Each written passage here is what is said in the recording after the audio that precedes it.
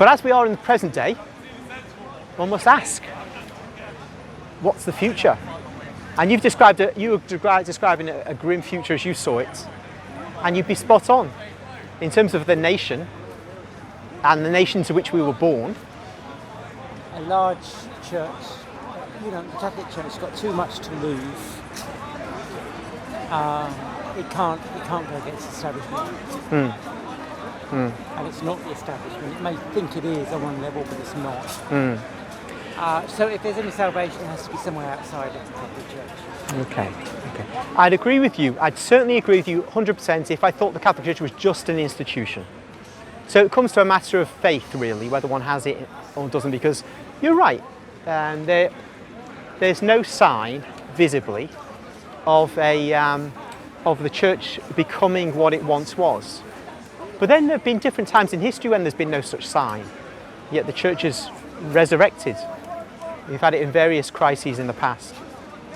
But if you take the position that I think you take, then you know that no matter what happens in Britain, no matter what had happened since 1945 in terms of economics, politics, industrial policy, immigration policy and so on, if the British people do not have children, there is no future.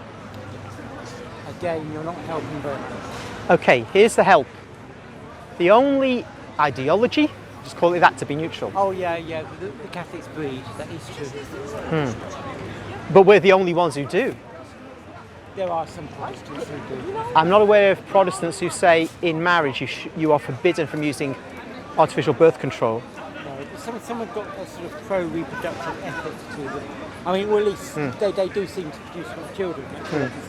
This is all good. I mean, I think Mennonites, they have large families. They have a kind of a perspective on the world which differs from the norm. I think those Protestant organisations which do that, it's like extremely traditional Jews. They'll end up having large families.